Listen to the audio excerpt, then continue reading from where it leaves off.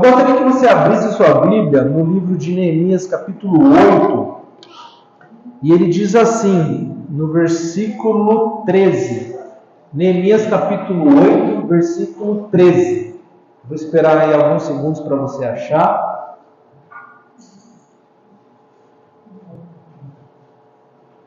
E diz assim a Bíblia: No dia seguinte, ajuntaram-se a Esdras, o escriba, os cabeças das famílias de todo o povo, os sacerdotes e os levitas, isto para atentarem nas palavras da lei.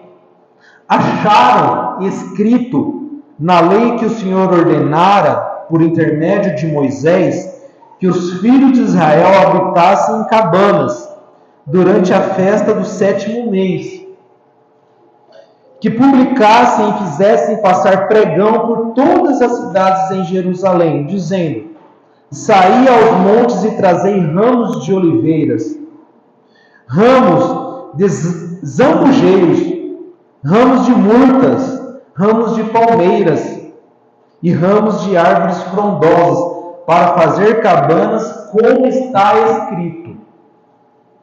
Saiu, pois, o povo, trouxeram os ramos e fizeram para si cabanas, cada um no seu terraço, e nos seus pátios e nos átrios da casa de Deus, e na praça da porta das águas, e na praça da porta de Efraim.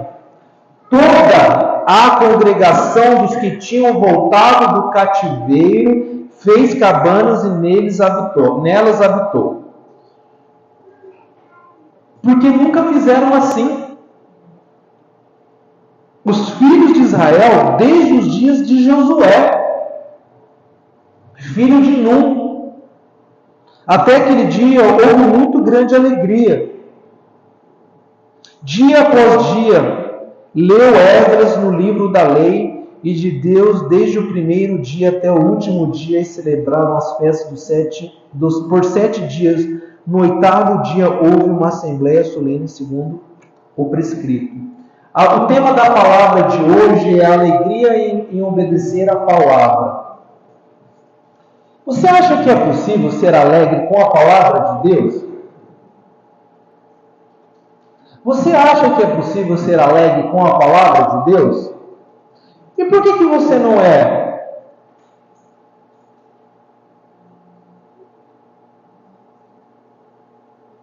Por que talvez nós não somos uma igreja alegre na palavra de Deus? Qual seria algo na sua vida que Deus pede para nós fazermos como igreja, como os filhos de Deus, que Ele manda conforme está escrito, que nós nunca fizemos, talvez? É uma pergunta retórica, é uma pergunta para nós analisarmos no nosso coração. Se é possível nós sermos alegres somente com a palavra de Deus, e se tem alguma coisa uma coisa que Deus manda que você nunca fez. Uma coisa que está na palavra de Deus, que talvez nós como igreja nunca fizemos. Todos nós.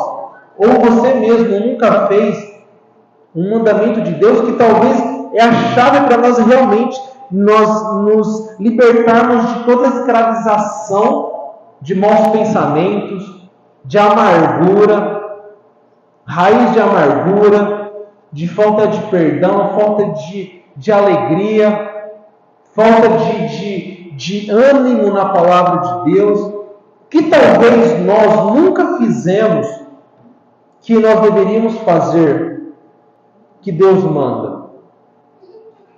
É possível sermos alegres somente com a palavra de Deus?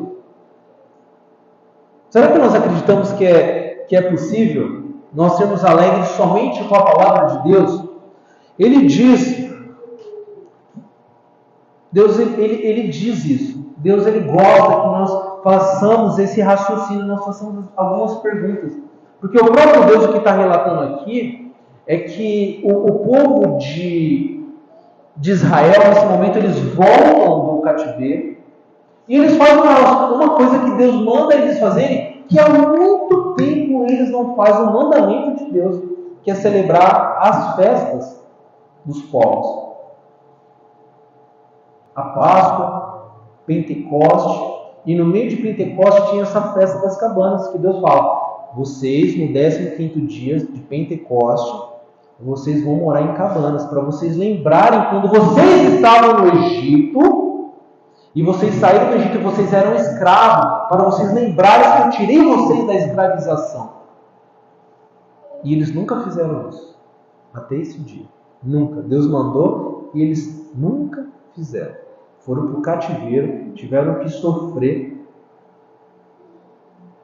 e voltaram para falar: eu acho que é bom a gente começar a obedecer a palavra de Deus, como está escrito. E aí eles voltam e ele começa, e Deus gosta disso. Deus gosta que a gente, como igreja, como filho de Deus, a gente reflita de onde Deus nos tirou e o que realmente, aonde nós estamos e para onde Deus está nos levando. Deus faz isso a todo momento. Ele fala: lembra, faz essa festa para lembrar disso, que eu tirei vocês do Egito e aonde vocês estavam, vocês eram escravos. E eles não fazem. E o próprio Jesus, ele fala isso: comer deste pão e beber deste vinho, para toda vez que vocês comer deste pão e beber deste vinho, vocês façam isso em memória de mim. Deus, ele gosta disso. Ele gosta que a gente sempre esteja lembrando quem nós somos, que a gente esteja autoexaminando as nossas falhas, os nossos erros. Muitas vezes vai brotando aquela raiz de amargura, vai brotando, pega uma força, pega uma raiz forte, a gente nem sabe quando começou, de onde veio, quando a gente vai ver, está tão enraizada no nosso espírito que é difícil tirar o rosmeiro, às vezes. Aquilo enraiza.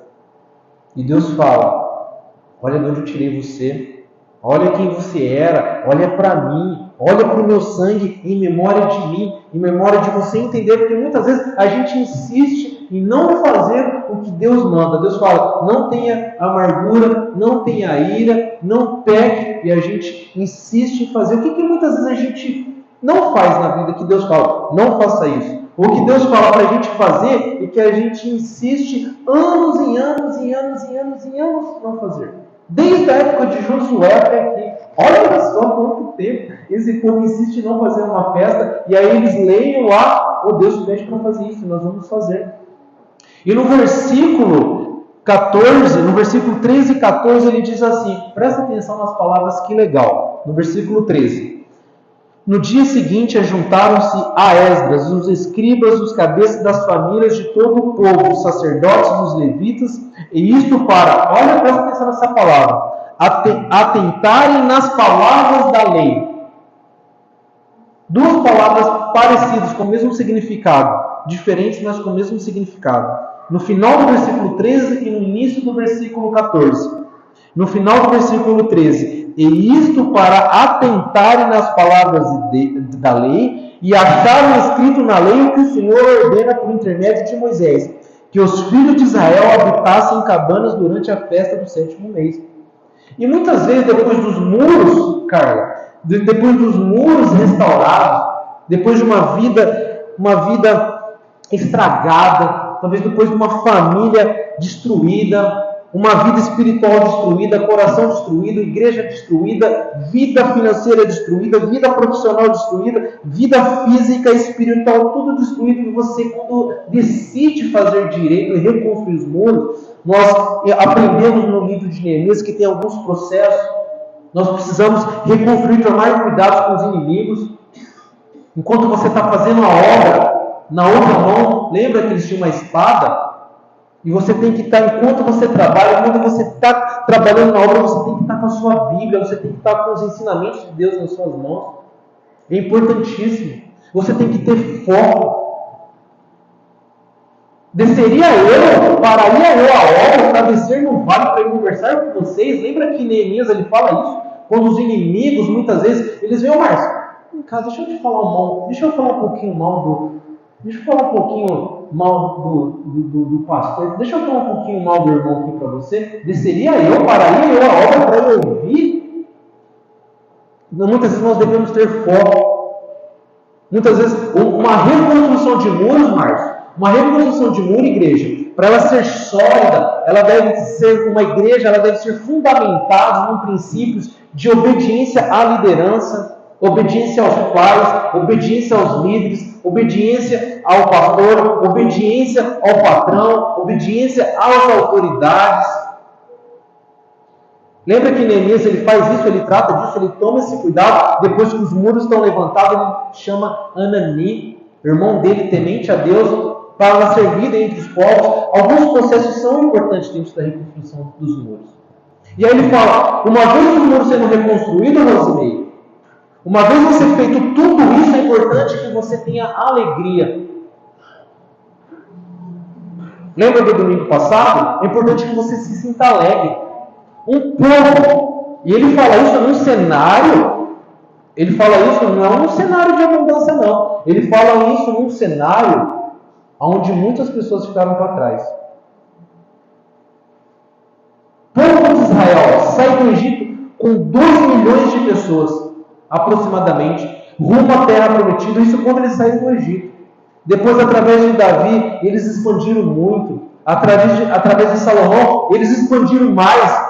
Esse povo que saiu do Egito, aproximadamente com 2 milhões de pessoas, eles possam ter chegado a 4, 5, possivelmente a 10 milhões de pessoas. Sabe com quantos que eles voltam da Babilônia para reconstruir os muros? Sabe com quantos? 42 mil. De quase 10 milhões, uma nação, um povo, com quase 10 milhões de pessoas, ou até mais, se reduz a 42 mil pessoas. Quase nada para uma nação. Menor que uma cidade de Garça. Imagina um país, 10 milhões de pessoas, ele se reduz a 42 mil pessoas para reconstruir os muros, e mesmo assim, os líderes, eles falam, alegrem-se. Alegrem-se na palavra da lei, porque quando está sendo lido a palavra da lei, e fala, os levitas falam, cala a boca. Lembra que o levita fala, calem-se. Ele usa essa palavra, calem-se, parem de chorar, é a palavra de Deus que está sendo lida. Alegrem-se. Existem alguns processos na reconstrução de muros, e muitas vezes o que nós não temos, nunca feito segundo o que Deus manda. Agora, um outro processo, agora é uma outra etapa, após os muros terem reconstruído. Agora, o sacerdote Ezra, ele faz essa pergunta, ele faz esse exercício. O que nós nunca fazemos, o que nós nunca fizemos. E agora, talvez, depois de reconstrução de muros, reconstrução de vidas, reconstrução de casamentos, reconstrução de igrejas, o que nós nunca fizemos, o que nós deixamos de fazer o que Deus manda e que nós nunca fizemos conforme está escrito para a reconstrução de muros. Essa é a pergunta. Atentaram-se na palavra da lei e acharam escrito na lei do Senhor. Por isso, como igreja, para ela ser forte, nós precisamos procurar, nós precisamos entender o que está escrito na palavra de Deus, para isso fazer sentido na reconstrução das nossas vidas. Nós precisamos entender o que Deus quer para as nossas vidas. E muitas vezes a gente tem que decidir coisas que nós nunca fizemos na vida inteira. E pode ter certeza que possivelmente tem pelo menos uma coisa que nós nunca fizemos que Deus manda. E nós precisamos ter esse cuidado. No livro de Oséias, capítulo 6, que é a minha leitura que eu tenho feito, eu me deparei com esse versículo no capítulo 6 do livro de Oséias, lá no final do Velho Testamento. No versículo 3 ele diz assim, Oséias capítulo 6, versículo 3, marque a sua Bíblia no livro de Neemias, que nós vamos voltar para lá, mas lá no livro de Oséias capítulo 6, versículo 3, ele diz assim, conheçamos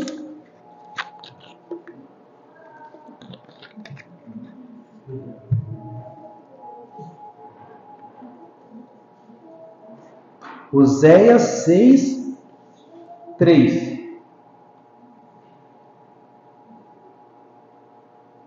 Conheçamos e prossigamos em conhecer o Senhor. Olha só, eu vou ler bem devagar cada palavra. Conheçamos. Oséias 6, 3. Você conhece ao Senhor Jesus?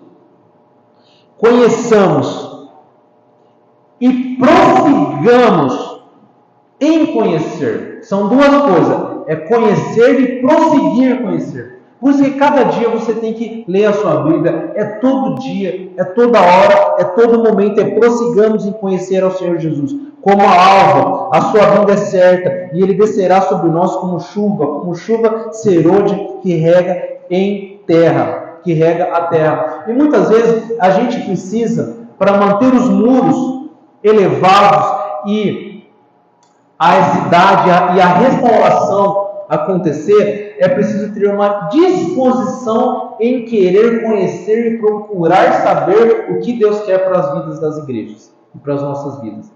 A gente precisa ter essa disposição. Precisa ter essa disposição nos nossos corações. Sem essa disposição, conforme eu disse, são somente bancos, são somente violões, são somente luz, são somente banhos, perfumes e roupas em ajuntamento. Mas precisa, para haver a restauração de muitos, precisa haver a disposição de uma igreja querer continuar conhecendo a Jesus Cristo. Esse versículo, esse tema que Oséias aborda, ele aborda um tema onde Israel estava perdido em moralidade, irmãos. Perdido em prostituição, em depravação, em decadência moral. No tanto que Deus, ele levanta o profeta Oséias e ele fala, vai casar com uma prostituta. Casa com uma prostituta. Tamanho é a vergonha. Ele levanta, ele pega a prostituta Gomer, casa com ela.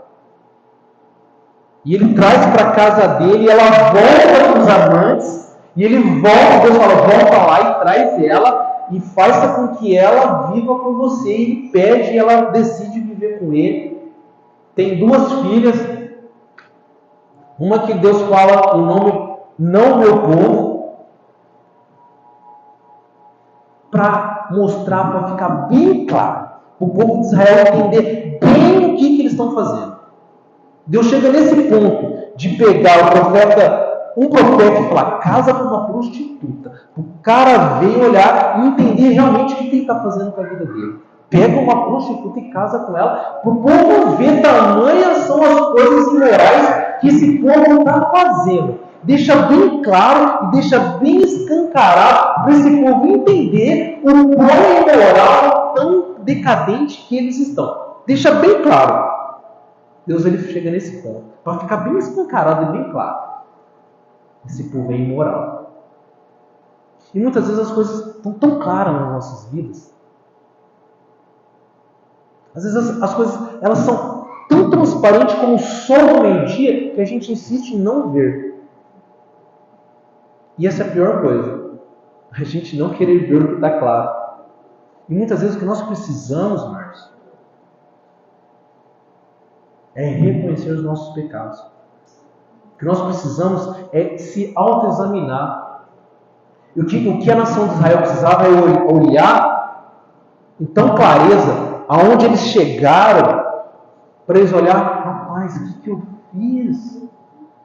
Realmente, eu faço parte de uma nação imoral, decadente, depravada, que rouba, que mente, que calunia, que trai e faz as mais tremendas coisas que Deus não pede para fazer. E muitas vezes as coisas são claras em nossas vidas e nós queremos olhar outras coisas, mas a gente não quer olhar para o que Deus está mostrando para nós.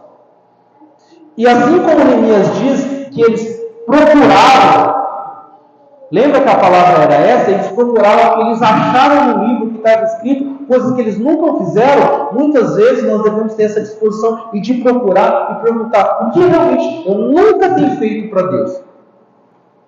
Talvez você insiste em fazer coisas que Deus fala para você fazer e você não faz.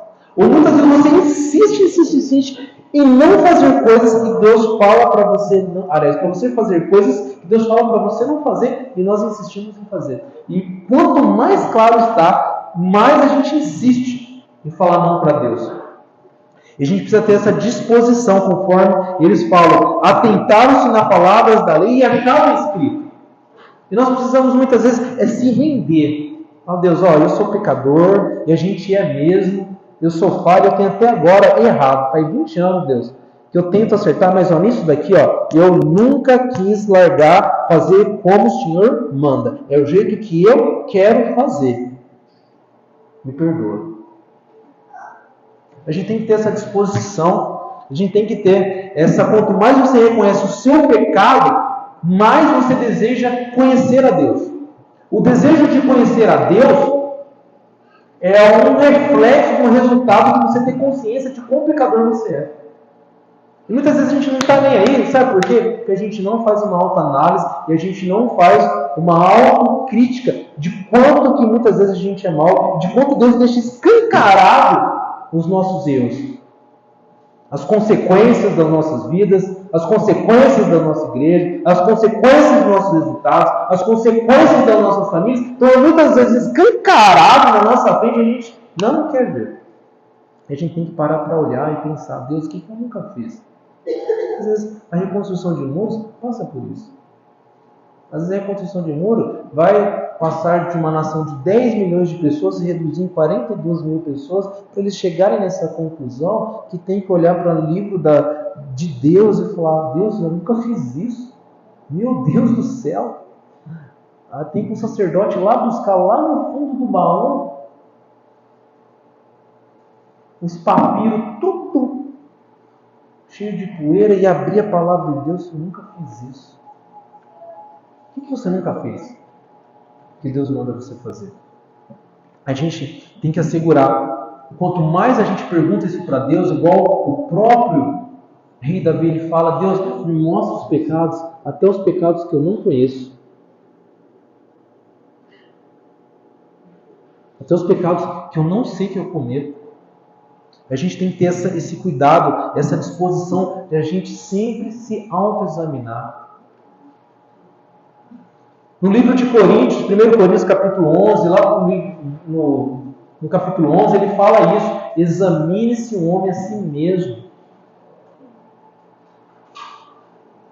E Paulo ele reclama. Ele fala esse versículo. Examine-se o homem a si mesmo. E não coma do pão, e não beba do vinho sem discernir, pois aquele que come e bebe do vinho sem discernir, traz maldição para si mesmo. Bebe juízo para si mesmo. E muitas vezes a gente tem que ter essa disposição. Porque Paulo ele fala isso, irmão Luiz, num tempo onde o povo de Coríntio, o assunto da carta de Coríntios, era o assunto de divisões. O povo que insistia em dividir a igreja de Corinto. Porque a carta ela começa nisso.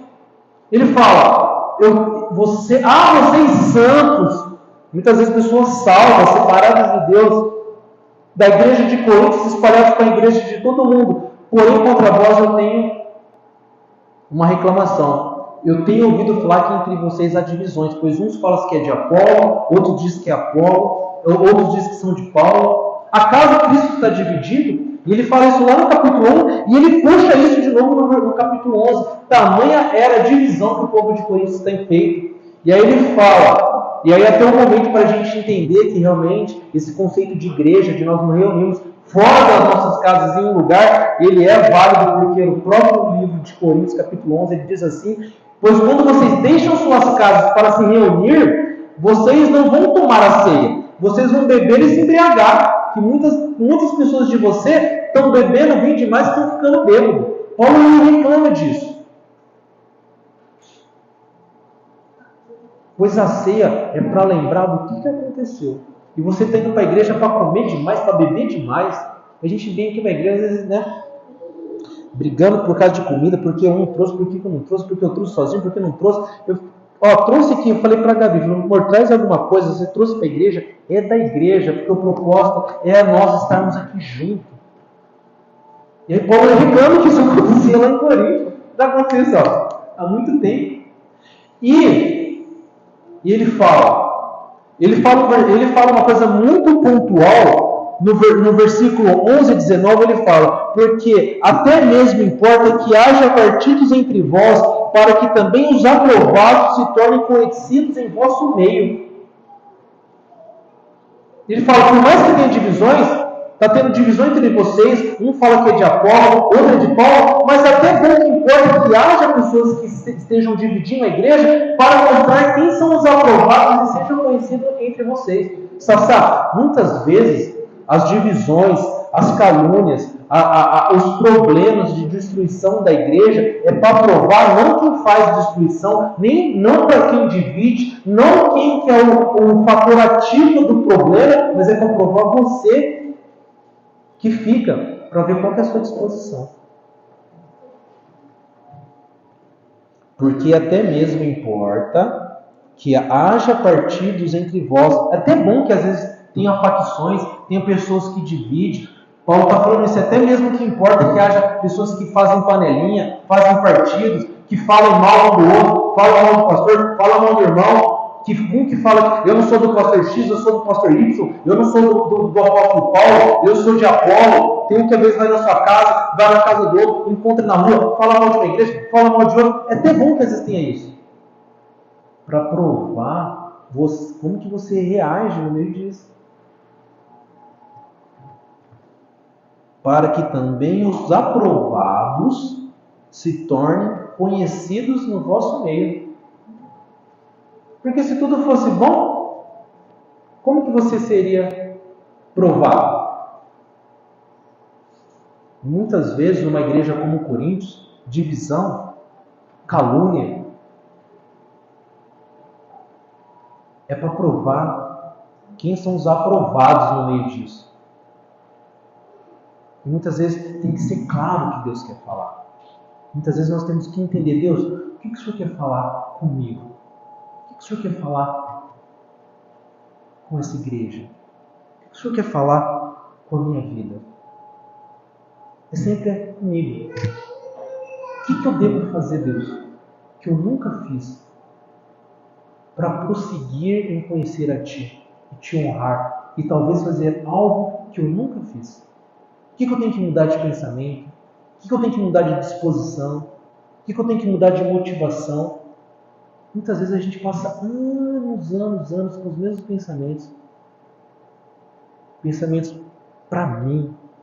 O que a igreja pode trazer para mim? O que o outro deixou de fazer? É sempre assim. O que você fez? O que você, eu, deixo de fazer o que eu faço? Para manter os muros levantados. O que você tem buscado em atentar e achar o que está escrito no livro da lei? Qual que é a sua disposição de buscar, de anotar, de entender, de prestar atenção, de querer a palavra de Deus? Para você realmente decidir, opa, isso daí eu nunca fiz. Talvez, Sassá, talvez tenha alguma coisa que você ouviu ontem que talvez você nunca aplicou no seu casamento. Talvez, né, tio? Porque tem muita coisa que eu estudando a palavra para trazer para o encontro de casais, cara, eu não tinha visto isso. Olha só, casamento é ideia de Deus, cara. Olha como que eu vou ver diferente. O pastor se encontra com essas coisas. Imagina vocês. Imagina nós, como nós podemos realmente buscar na palavra de Deus e aplicar. Eu falei, cara, eu posso direcionar meu casamento de uma forma diferente, baseado talvez numa palavrinha, num versículo, num provérbiozinho lá, que nos ajuda muito. Nós precisamos ter essa disposição em querer conhecer a Deus e talvez muitas vezes pensar, o que eu deixo de fazer? Qual é a sua disposição durante a semana, com tudo que a igreja tenta te encorajar a entregar e talvez alguma coisa que você tem que fazer? Decidir fazer. É decidir fazer, Sassá. É decidir fazer. E Colossenses 3,15, ele fala assim. Colossenses 3,15. Olha só o que ele fala em Colossenses 3,15. Todo mundo sabe. Um pouquinho para frente agora.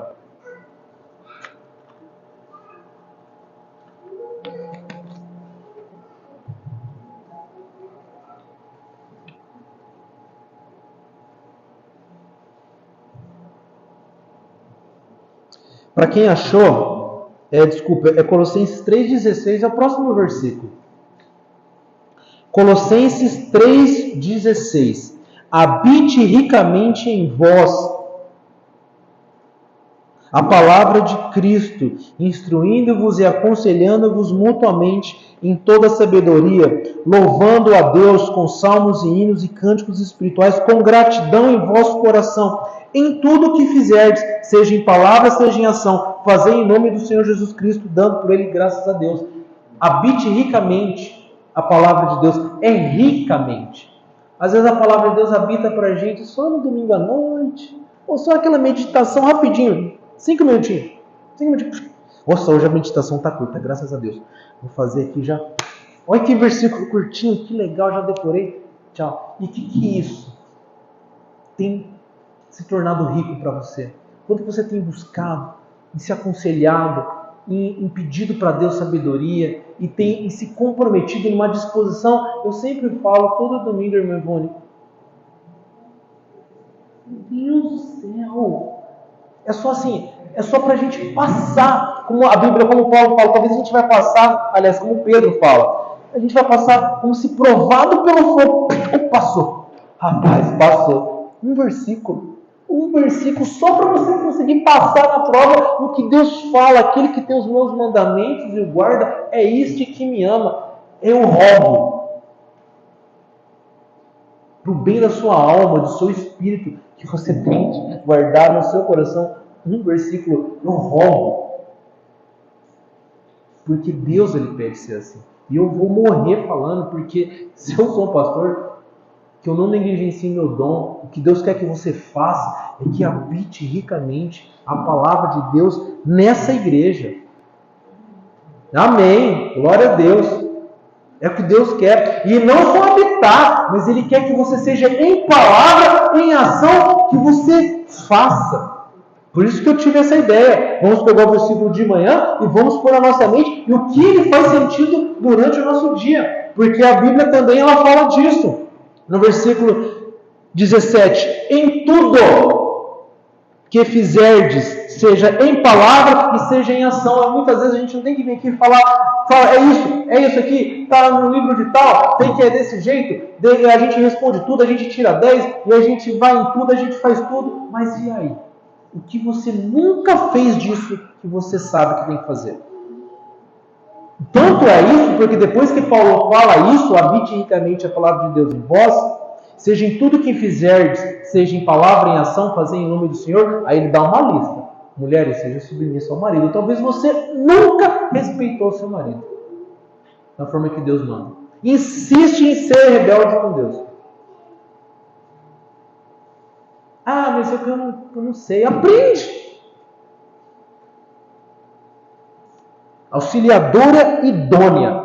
Olha que nome legal. Auxiliadora idônea. Uma que auxilia, que ajuda e é idônea, ou seja, encaixa no propósito de você realmente ajudar o seu marido. Você tem ajudado o seu marido? Às vezes você nunca ajudou o seu marido conforme Deus mandou. Às vezes é ciúmes, às vezes reclama que demora para chegar de trabalho. Às vezes fala, Deus fala para não falar, e fala, e Deus fala para não falar, e fala. Aí a gente insiste, conforme Neemias fala, vai lá, como está escrito, tentem buscar como está escrito. E às vezes, aí ele fala para o homem, ame sua esposa, seja líder e cabeça dela. Ah, mas é que eu não gosto de ler a Bíblia. Vai ler a Bíblia. É que eu não sei como orar. Vai orar. É que eu não gosto de encontro de casal, mas Deus também não queria morrer na cruz.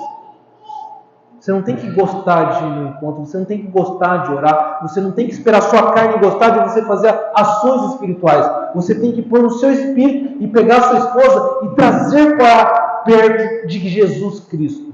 E muitas vezes a sua esposa é um monte de coisa que você não quer, porque você não ajuda ela a ser parecida com Cristo. Você é o primeiro a orar, o primeiro a pegar a Bíblia na sua casa, ao primeiro a falar, vamos para a igreja? Tá aí, ó. Tá de parabéns o tio. Tá vindo para a igreja sozinho, mas tá vindo. É isso aí. Você tem que decidir fazer. Ter uma disposição. E mostrar interesse para a sua família que você ama a Deus. Às vezes vai refletir na vida do seu filho ou do seu neto. Quando ele crescer. Fala aí, ó. Vovô ficar lendo essa Bíblia. Vovô não falta na igreja. Olha só. Deve ter alguma coisa importante nisso. Talvez a gente nunca decide fazer alguma coisa. A gente tem que, como igreja, começar a decidir o que você não faz que Deus manda fazer. Ou o que você faz que Deus fala para você não fazer e você insiste por anos e anos, mesmo que está claro. na sua igreja, na sua vida, na sua cidade, por onde você vai, que os resultados, muitas vezes, Deus quer te mostrar para você ter uma disposição para fazer algo diferente e você não faz. O quê? O quê? Pedro, ele fala a mesma coisa. Ele fala a mesma coisa. No tanto que Paulo acabou de falar, e lá no livro de 2 Pedro, no capítulo 2 Pedro, no capítulo 3, eu leio para vocês aqui, quem não achar não tem problema. 2 Pedro, capítulo 3, ele diz assim no versículo 14. Olha só, Pedro, ele fala a mesma coisa que Paulo. Ele pega nesse ponto. Em 2 Pedro 3,14, ele fala assim: por essa razão, ou seja, ele está falando da vinda de Jesus, e Jesus ele quer que a gente sempre lembre dele, até que a minha vinda, que é o discurso da ceia, e o discurso de nós lembrarmos, de nós tomarmos o pão e de nós tomarmos o vinho, o próprio Jesus diz, até esperando a minha vinda, come do pão e beba do vinho, esperando a minha vinda. Pedro ele fala a mesma coisa, ele está falando da vinda de Jesus. Aí ele fala, por conta disso que Jesus vai voltar, o cristão ele deve esperar o Senhor, viver a vida reta e estudar as Escrituras e crescer em Cristo. É disso que Pedro está falando, que eu vou ler para vocês. Que o cristão ele deve esperar o Senhor, ele deve ter uma vida reta, ele deve estudar as Escrituras e crescer em Cristo, até Jesus voltar.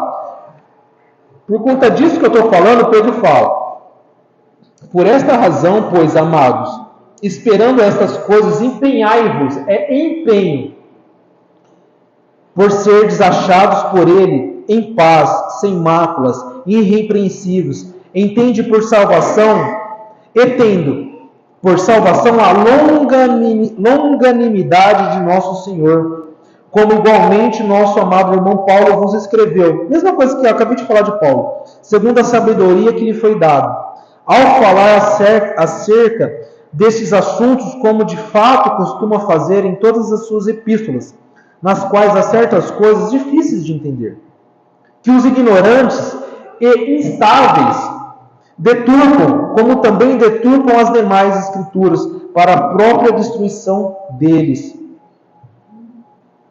Vós, pois, amados, prevenidos como estáis de antemão, acautelai-vos, não suceda que, arrastados pelo erro desses insubordinados, descaias da vossa própria firmeza.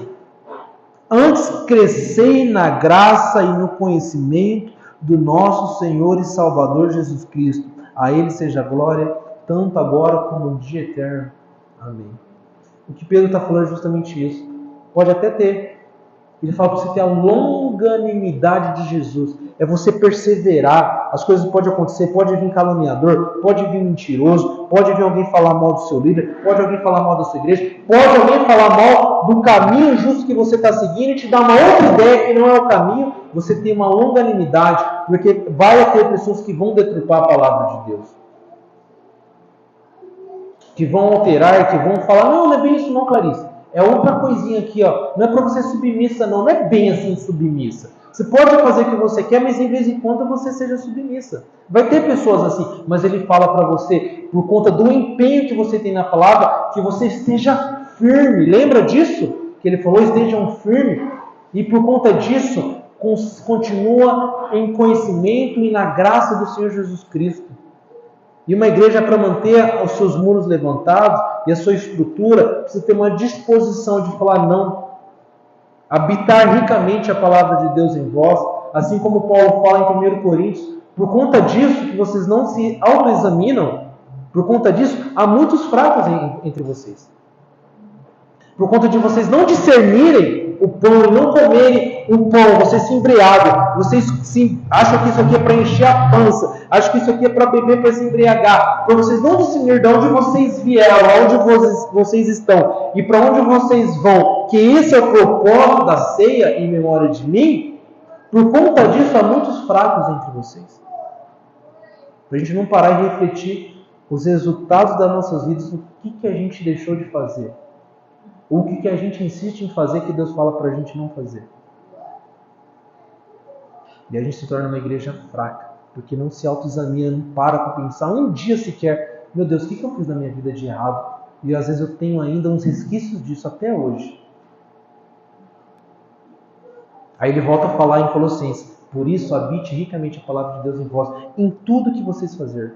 É a palavra de Deus em tudo. Mesmo que alguém vai falar, é um pouquinho diferente, é um pouquinho de outro jeito.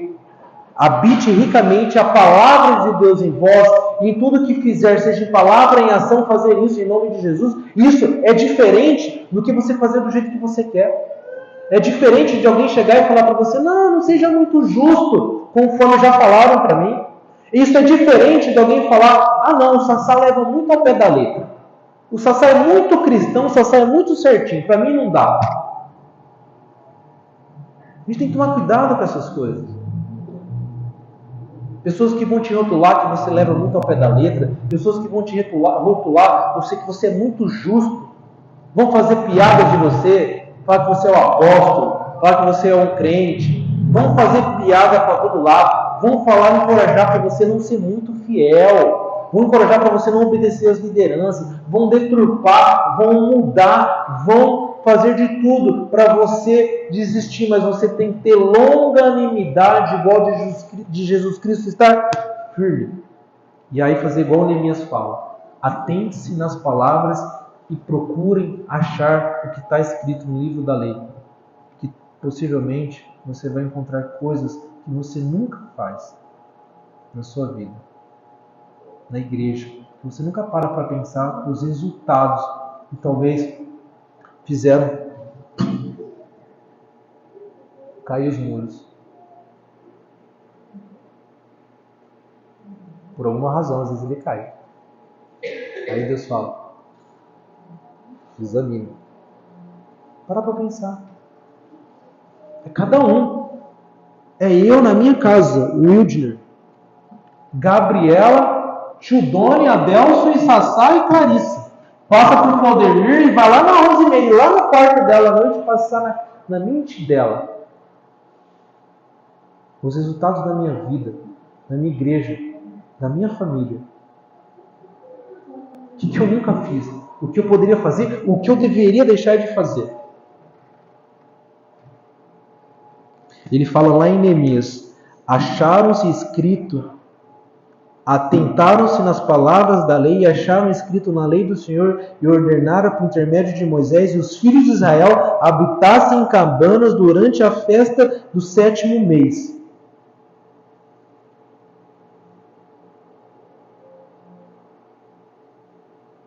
Aí ele diz no versículo 16: saiu, pois, o povo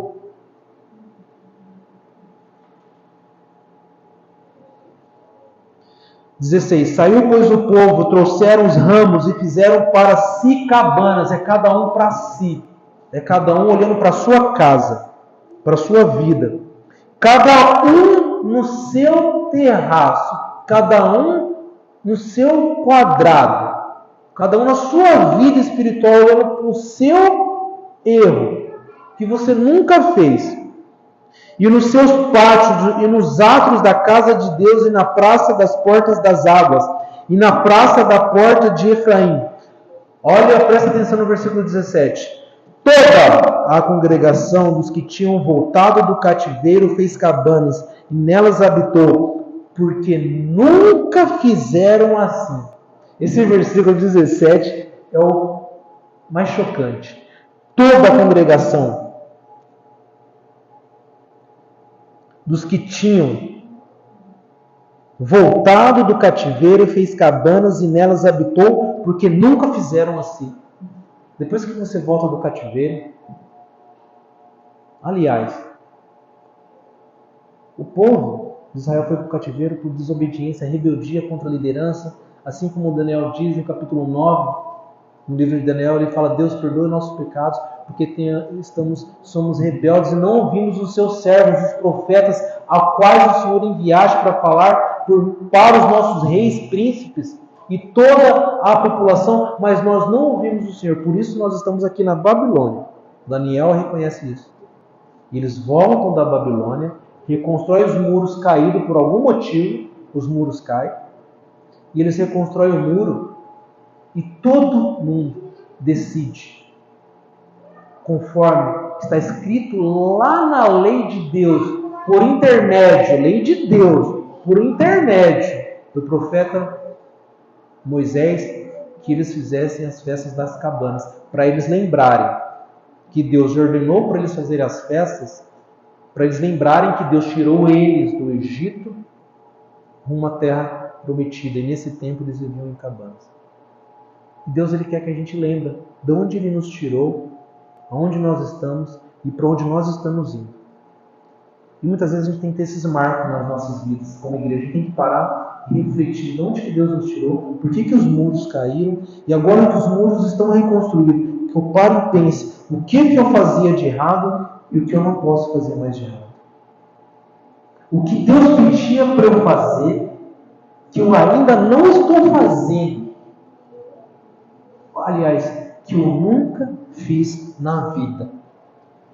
Toda a congregação que tinha voltado do cativeiro fez cabanas e nela habitou, porque nunca fizeram assim. Muitas vezes nós, como igreja, nós temos que olhar os resultados que estão claros nas nossas vidas e mudar o discurso nosso e falar: Deus, o que nós nunca fizemos? Mostra pra gente. Ou o que eu insisto em continuar fazendo que o Senhor fala para eu não fazer? Muitas vezes, nós precisamos, Carla, ter esse encorajamento. O profeta Esdras, aliás, o sacerdote Esdras, ele chama o povo e fala: vamos buscar na lei do Senhor, que está escrito na lei, não nas nossas vontades, mas na lei, para que o muro se assegure e ele continue levantado em nossas vidas. E para a gente reconstruir a vida das nossas famílias, muitas vezes reconstruir as nossas vidas espirituais, os nossos filhos, nossos netos, nossa igreja, a gente precisa ter essa disposição em prosseguir, em continuar conhecendo e prossigamos a conhecer Jesus Cristo. Uma igreja precisa ter essa disposição e se alegrar por isso. Uma igreja tem que se alegrar por isso. Você se alegra por conhecer e continuar prosseguindo a conhecer a Jesus Cristo? Isso deve ser motivo de alegria, somente isso. E que nós possamos ser uma igreja assim. Que nós possamos ser uma igreja que autoexamine, uma igreja sábia, uma igreja inteligente e sábia, que tenha a sabedoria de Deus, olha, e que, acima de tudo, tenha disposição de querer fazer muitas coisas que talvez nós nunca fizemos, conforme Deus manda e conforme está escrito. Amém? Amém. Que assim seja, para a glória do nosso Senhor Jesus Cristo. Vamos orar? Meu Deus, eu te louvo mais uma vez por essa noite maravilhosa, por esse final de semana maravilhoso em nossas vidas, Pai. Obrigado, sou grato. Mais uma vez por esse clima agradável, Pai. Encha o nosso coração da disposição de conhecer a Ti e perguntar para o Senhor o que o Senhor quer que nós fazemos, que nunca fizemos, ou que nunca deixamos de fazer, Pai. Esse é o nosso pedido, em nome do Senhor Jesus Cristo. Amém. Irmãos, não esqueça